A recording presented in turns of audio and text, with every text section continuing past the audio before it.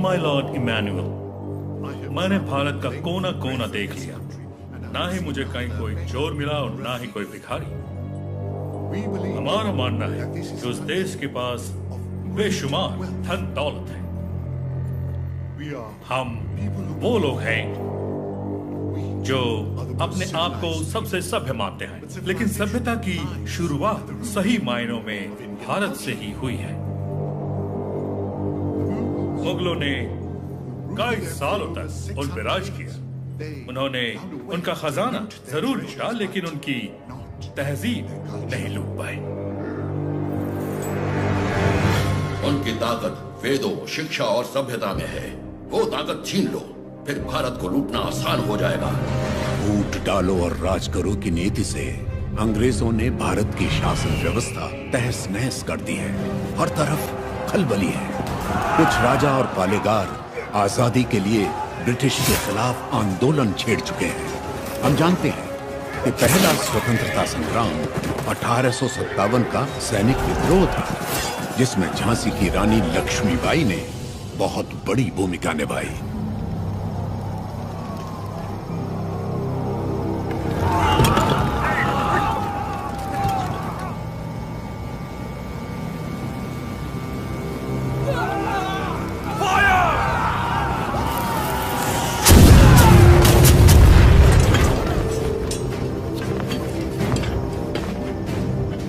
महारानी झांसी के नेतृत्व में स्वतंत्रता की ये लड़ाई शुरू हुए 3 महीने हो गए। 20,000 योद्धा हमारे साथ मैदान में उतरे और अब सिर्फ हम 100 योद्धा ही बचे। कल अगर हम रणभूमि में उतरे तो फिर हम 100 भी नहीं बचेंगे। ये स्वतंत्रता संग्राम हमने शुरू किया था और हम ही इसे खत्म करेंगे।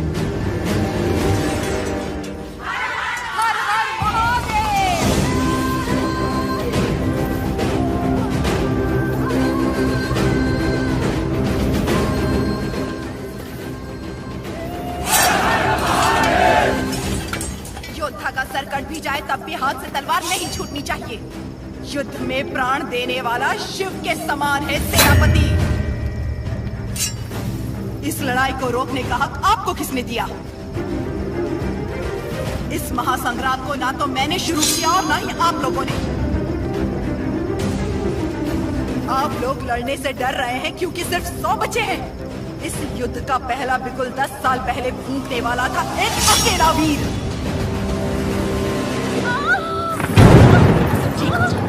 इस ब्रिटिश साम्राज्य की जड़ें हिला देने वाला योद्धा एक ही था।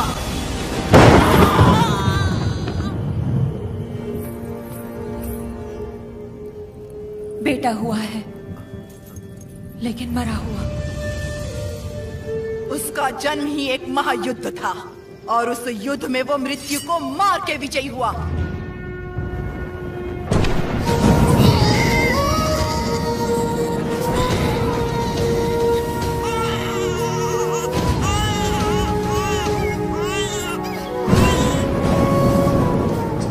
मृत्यु को हरा कर पैदा हुआ है, अब मृत्यु से छू भी नहीं सकती। वो एक योगी था, एक महायोद्धा था, स्वातंत्र की पहली अलख जगाने वाला रेनाडू का सूर्या।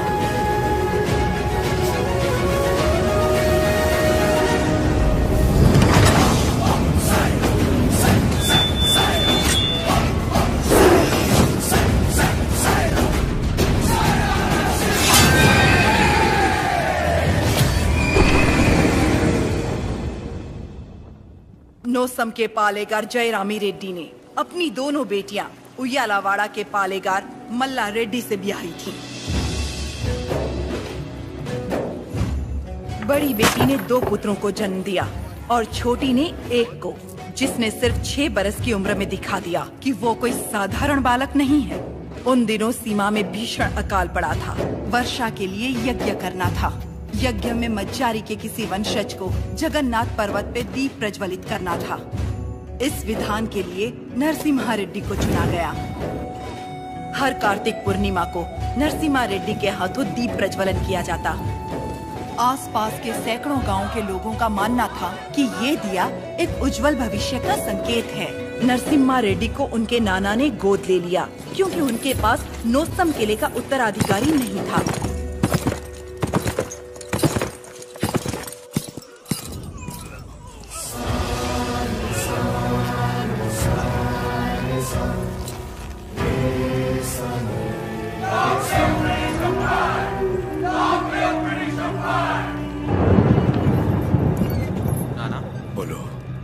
आप जानते हो वो लोग क्यों मारे गए?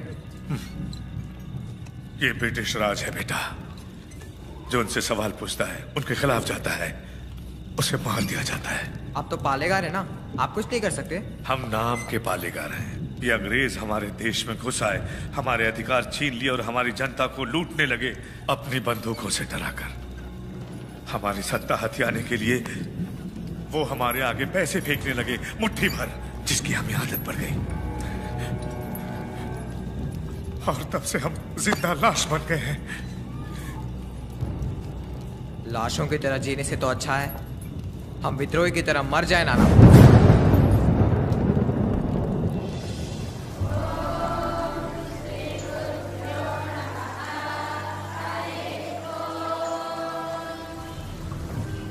सुना है आपने पूरे देश का भ्रमण किया है? हाँ। क्या सारे देश में गोरे लोग हमारे लोगों को इसी तरह मार रहे हैं? हाँ, मार रहे हैं। तो हमें भी उन्हें मार देना चाहिए ना? नरसिम्हा, अवश्य। तो मुझे आशीर्वाद दीजिए बेटा।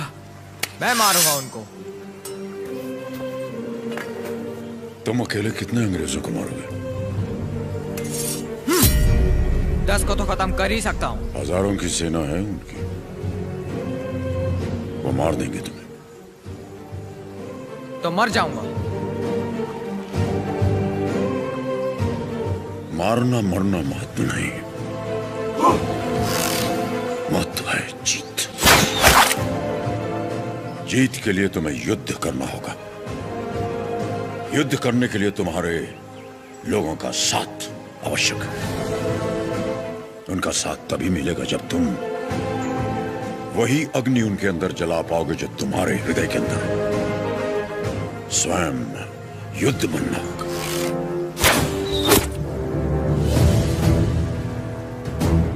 तुम्हारा शस्त्र ये नहीं, तुम्हारा शस्त्र है ये।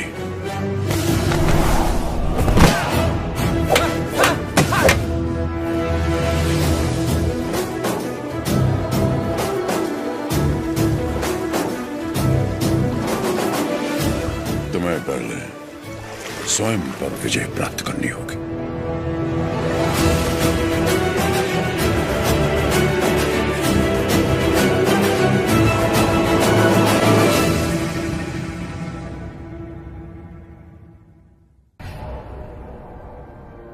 सबसे पहले ईस्ट इंडिया में ब्रिटिश कानून लागू किया जाए। छोटे इलाकों से शुरू करके धीरे धीरे समय के साथ पूरे इंडिया में इसे फैला दिया जाए। मौजूदा टैक्स 300% बढ़ा दिया जाए। और इस तरह ब्रिटिश साम्राज्य ने भारत पर कब्जा कर लिया। वो बड़े अफसर जिनका अकेला मकसद भारत को लूटना था, उन्हें ऊंची कुर्सियों पर बिठाकर हमारे देश भेज दिया गया।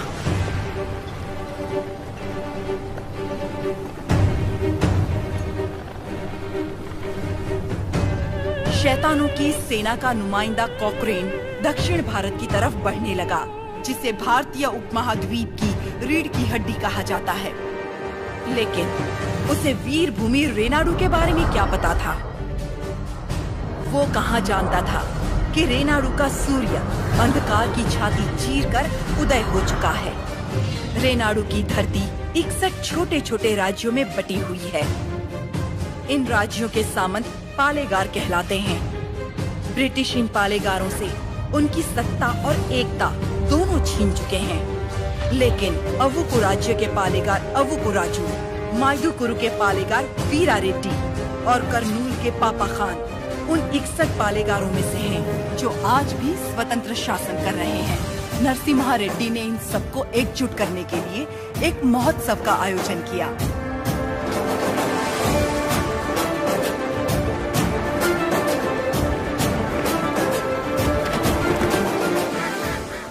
स्वामी, मेरा बेटा नरसिम्हा अंग्रेजों की इच्छा के विरुद्ध ये महोत्सव कर रहा है। क्या वो सफल होगा? नरसिम्हा रेड्डी कोई आम आदमी नहीं है। वो पृथ्वी पर एक लक्ष्य लेकर जन्मा है। एक हाथ में तलवार और दूसरे हाथ में वेद के साथ उसका पालन हुआ है। उसे अब कोई नहीं रोक सकता।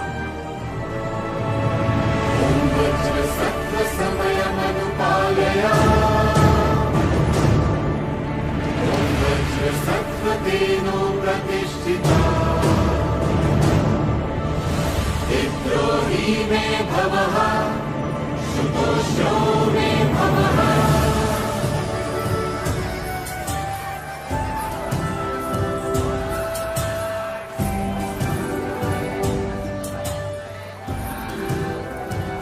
तुम्हारे नृत्य का भी समय हो रहा है, जल्दी करना।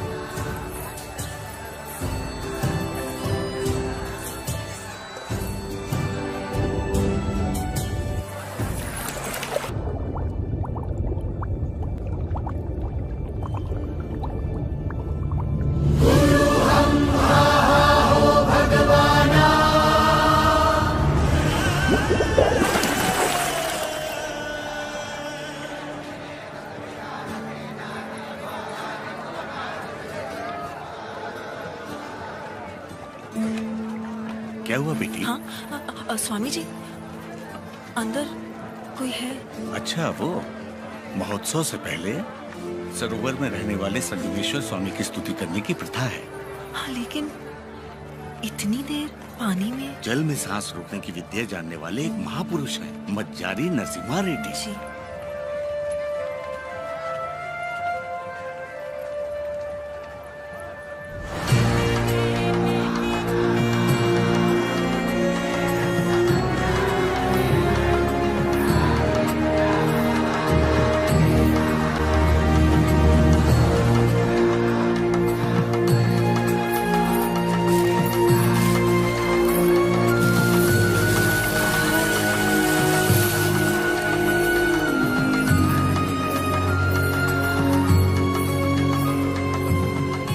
आज कई सालों बाद तुम्हारे लाए हुए वस्त्रों से भगवान का फिर श्रृंगार हो रहा है बाबा खान। ये हमारे भाई नरसिम्हा रेड्डी की महिमा है कि अंग्रेजों का बंद करवाया हुआ ये उत्सव फिर से शुरू हो गया।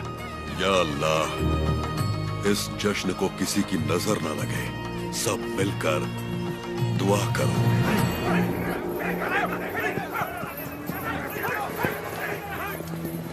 मैं इसे होने नहीं दूंगा। क्या उकराजू, इस मेले की तैयारियां युद्ध स्तर पे हुई हैं। कहां-कहां से लोग मेला देखने आ रहे हैं। होने नहीं दूंगा का क्या मतलब? ये मेला कौन करवा रहा है? नरसिम्हा रेड्डी। इस मेले में योगदान हमारा भी है ना? पर नाम नरसिम्हा रेड्डी का होगा। अच्छा, मुकाबला कौन जीतेगा? नरसिम्हा रेड्डी, और कौन? और हम जीत जाए तो भी सब नरसिम्हा रेड्डी की जयकार करेंगे कि उसने इतना निष्पक्ष मुकाबला करवाया। यानी जीते कोई भी जयकार उसी की होगी। क्या ये सही होगा बसी रेड्डी? तो नहीं जीतेगा। अपने आदमी को देखो वहाँ, वो नशीली दवा बैलों को पागल कर देगी।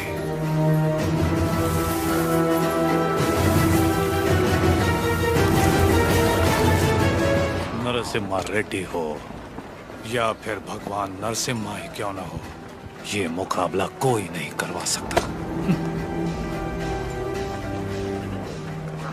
बुली रेड्डी, दवा और ज्यादा मिला दो। ये मुकाबला क्या महोत्सव ही नहीं होना चाहिए।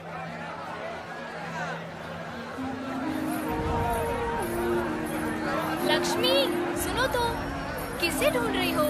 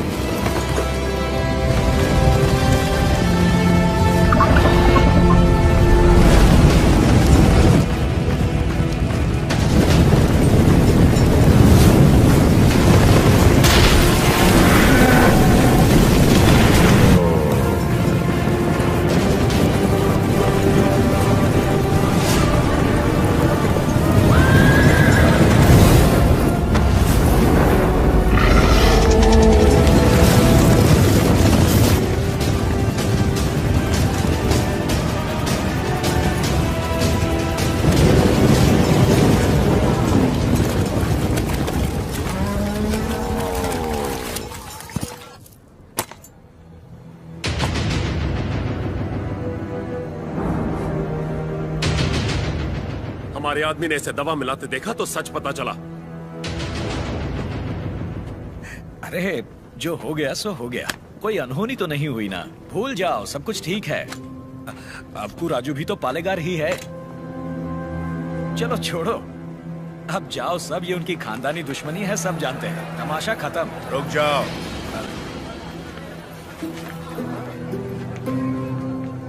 यहाँ वो अकेला पालेगार नहीं है, कुल मिलाकर हम 61 पालेगार हैं। यहाँ पूरी की पूरी प्रजा भी मौजूद है। यह उत्सव सबका है बसी रेड्डी। राजा हो या प्रजा, न्याय सबके लिए बराबर है। औ को राजू को क्षमा मांगनी ही पड़ेगी।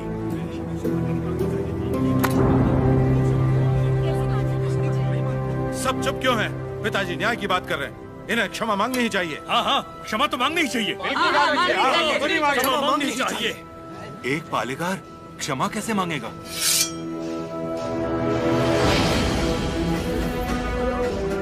अपना सर काट दूंगा, लेकिन क्षमा नहीं मांगूंगा।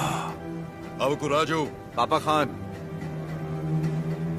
माना कि अवकू राजू ने अपराध किया है, लेकिन ये पालेगार हैं 70 गांव के। ये तो सब जानते ही हैं कि इन्हें मुझसे नफरत है, और यही नफरत इस अपराध का कारण भी है।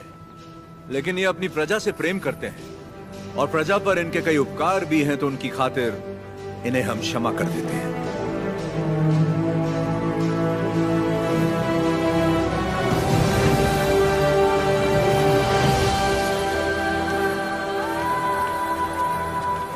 नरसिम्हा रेड्डी, तुम मुझ में अच्छाइयां देखते हो, ये मुझे अच्छा नहीं लगता। ये मेरी ईर्ष्या नहीं, मेरा स्वाभिमान है नरसिम्हा रेड्डी। मेरा भी दिन आएगा नरसिम्हा रेड्डी, उस दिन सर झुकाकर तुम मुझसे क्षमा मांगोगे।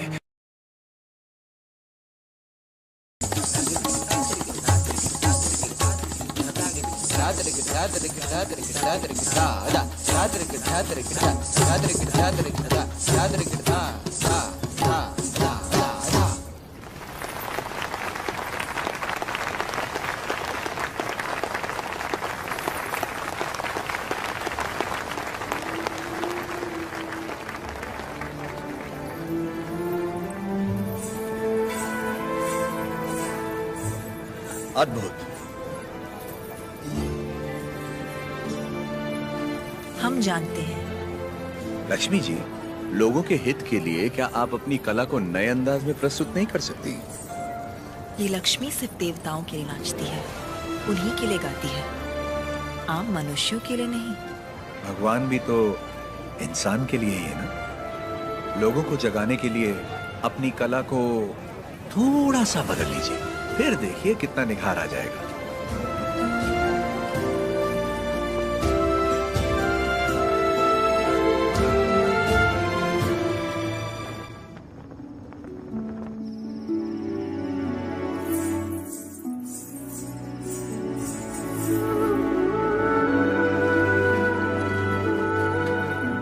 क्या हुआ? अभी भी उनके बारे में सोच रही है? पता नहीं, डरती हूँ मैं कहीं उनकी बातों में खो न जाऊं।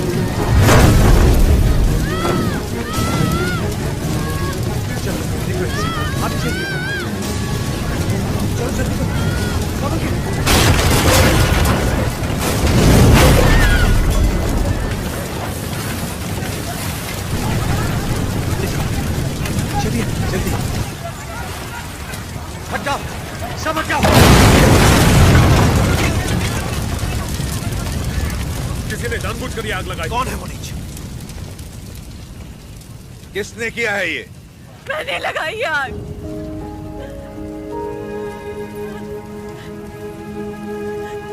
मैंने लगाई। जिस घर में तुम दीप जलाती थी उसी घर को तुमने जला दिया? तो और क्या करती? कभी हम राजाओं की तरह रहते थे, अंग्रेज आए और इस भूमि को दरिद्र कर दिया। उसमें 2 साल हो गए हमें सूखे की मार सहते। किसी तरह हमने आधी अधूरी फसल उगाई, वो भी अंग्रेज लगान के तौर पर उठा ले गए। अब तक तो मैं किसी तरह बच्चों का पेट पालती रही, लेकिन अब मेरा बेटा चोरी पे उतर आया है। इससे बड़ी शर्म की बात और क्या हो सकती है? जो हाथ देने के लिए उठे थे उन्हीं को चोरी करता हुआ नहीं देख सकी मैंने सोचा अपमान के जीवन से सम्मान की मौत अच्छी।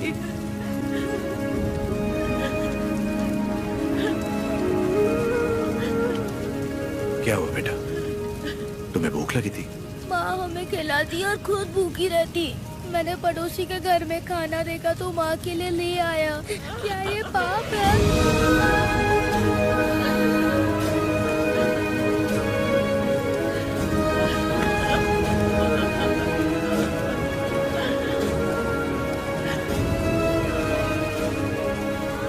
बड़े भैया, वियालावाड़ा और नौसम किले के गोदामों का अनाज बैलगाड़ियों में भर के ले आइए।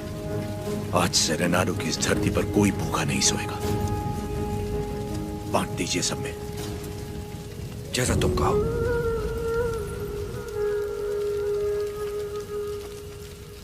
चोरी करना पाप होता है बेटा। चोरी मतलब?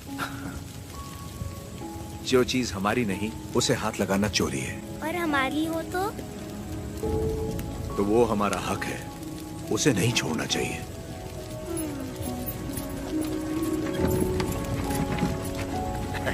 रेड्डी जी, आपने मुझे बुलवाया? मैंने इस महीने की पेंशन भेज दी है।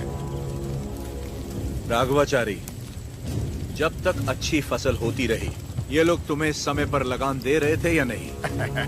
बिल्कुल दे रहे थे सरकार। तो जाकर अपने मालिकों से कह दो, सूखे में लगान नहीं मिलेगा। क्या कहा? ये कहा कि अगले साल भी लगान नहीं मिलेगा। मैं समझा नहीं। ना माने तो हम उनकी हड्डियों का हल बनाकर अपने खेत जोतेंगे और दुगना लगान चुका देंगे। आफत आ गई तो? आने दो, मुझे उसी दिन का इंतजार है।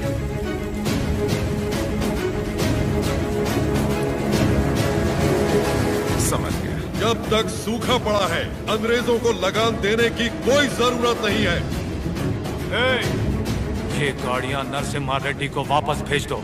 हमारे गोदाम से अनाज निकालकर प्रजा में बांट दो। मैं अपने लोगों को नरसिम्हा रेड्डी की तरह अंग्रेजों को लगान देने के लिए मना नहीं कर सकता। मैं भी नहीं कर सकता। मैं भी नहीं कर सकता। मैं भी नहीं कर सकता। वीरा रेड्डी, एक पालेगार दूसरे पालेगार के इलाके में दखल ना दे। चलिए पिताजी, हमारी जागीर का फैसला हम खुद करेंगे। हम रहेंगे नरसिम्हा रेड्डी के साथ। चलिए।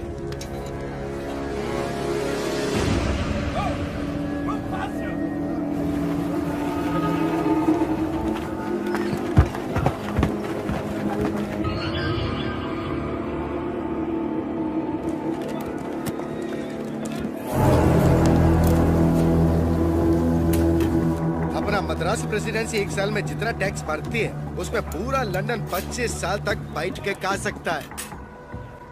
ये दत्ता मंडलम से इतना कम टैक्स क्यों आया है? वहाँ से शुरू से टैक्स इकट्ठा करना मुश्किल रहा है सर। रीजन? रेनाडू की महिमा है सर। कहते हैं वहाँ पैदा हुआ खरगोश भी चीते से लड़ जाता। बात यह है कि वहाँ के पालेगार और प्रजा से परेशान होकर निजाम जी ने वो जमीन आपको सौंप दी है। तभी तो उसे दत्त मंडलम कहते हैं। वहाँ अक्सर सूखा पड़ता है, लेकिन वो लोग किसी के आगे हाथ नहीं फैलाते। टैक्स तो वो देंगे, लेकिन अपने मन का। जरूरत पड़ी तो उन सबको मार के टैक्स ले आओ। मार तो वो भी हमें सकते हैं। थॉमस मुनरो के राइटवरी एक्ट ने उनके सारे पावर छीन लिए, लेकिन लोग अपने पालेगारों पर जान देते हैं। सच तो ये है सर, हमारे लोग भी उनसे डर के मारे कांपते हैं। Tell me in one sentence. उయ్యాలవాడ Narasimha कौन सबकी ताकत है सर? तुमने उसे देखा है कभी? देखा तो नहीं, लेकिन उसके बारे में कहानियां सुनी है। 10 बरस की उम्र में एक आदमखोर चीता मार के अपने कंधे पर उठा लाया था। You Indians are all bloody barbarians, Madhavaya. सुनी सुनाए बातों पर भरोसा कर लेते हो। उस एरिया को कलेक्टर नहीं बल्कि चाहिए एक हंटर।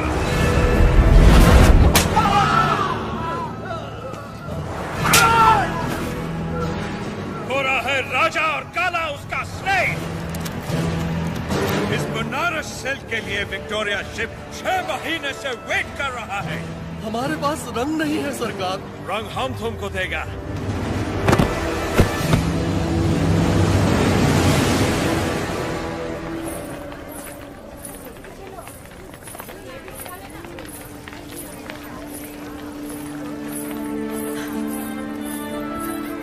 ये ब्याह नहीं त्योहार है, हिंदू मुसलमानों के बीच प्रेम का त्योहार। ये आओ।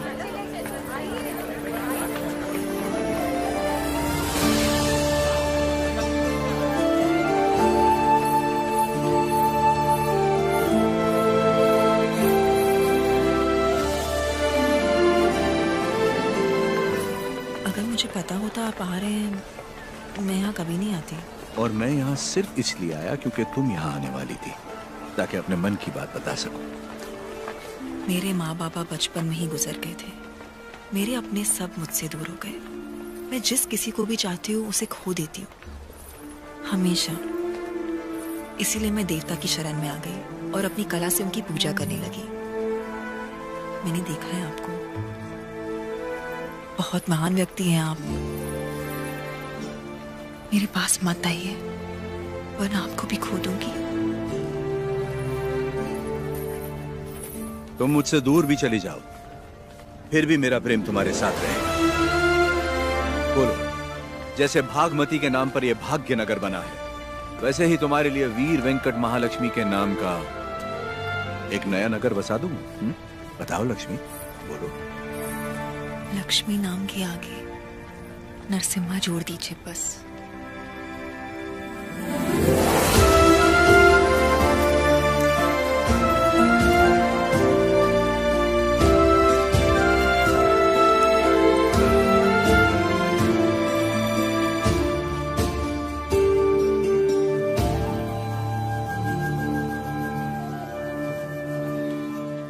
स्वामी, नोसम किले को खबर भेजती है, नरसिम्हा रेड्डी वहाँ भी नहीं है। और आज कार्तिक पूर्णिमा है, उसे टीले पर दीपक जलाना है। उसे याद तो होगा ना? वो हर कार्तिक पूर्णिमा के दिन दिया जलाता आया है, आज भी वही जलाएगा।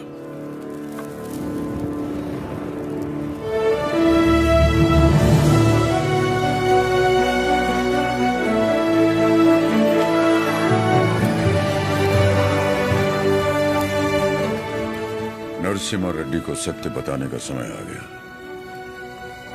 कल यज्ञ की तैयारी कीजिए।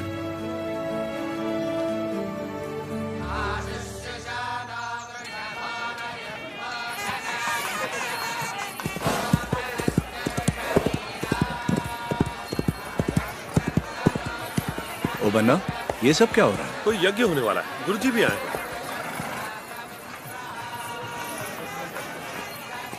प्रणाम गुरुदेव। आयुष्मान भव। सीमा में अकाल पड़ा है, वर्षा के लिए यज्ञ करना होगा। चलो, जैसी आपकी आज्ञा। तैयार हो जाओ। नरसिम्हा जी माँ। ये वस्त्र पहन लो। ठीक है माँ। बोल ना। आप बोलिए ना। नहीं, तू बोल। माँ, हाँ? कुंवारे पुरुषों को तो यज्ञ नहीं करना चाहिए ना, तो फिर मैं कैसे? तुम्हारा विवाह बचपन में हो चुका है, सिद्धमा के साथ हो चुका है नरसिम्हा।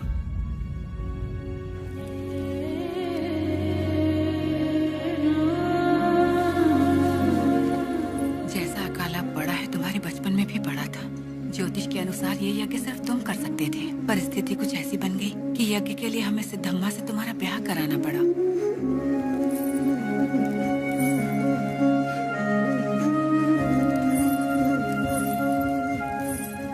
यज्ञ की खातिर हमने ये सब कर तो दिया, फिर पता चला तुम्हारी कुंडली में दोष है। तुम और तुम्हारी पत्नी 24 वर्षों तक एक दूसरे को देख नहीं सकते थे, वरना तुम्हारे प्राण संकट में आ जाते। तो हमें तुम दोनों को अलग करना पड़ा। दोबारा यज्ञ की घड़ी आते ही तुम्हारा दोष समाप्त हो गया। सिद्धिमा के साथ तुम्हारा विवाह देवताओं का निर्णय है। जाओ आगे बढ़ो। लोगों के अश्रु मिटाने के लिए सिद्धिमा के साथ यज्ञ करो।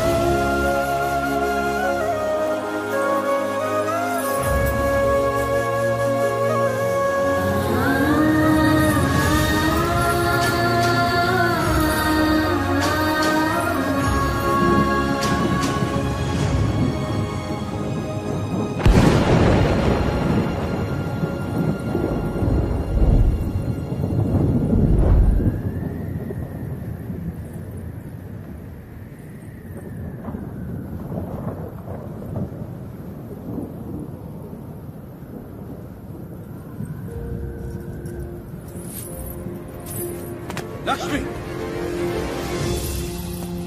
तुम अपने आप को मृत्युदंड क्यों दे रही हो?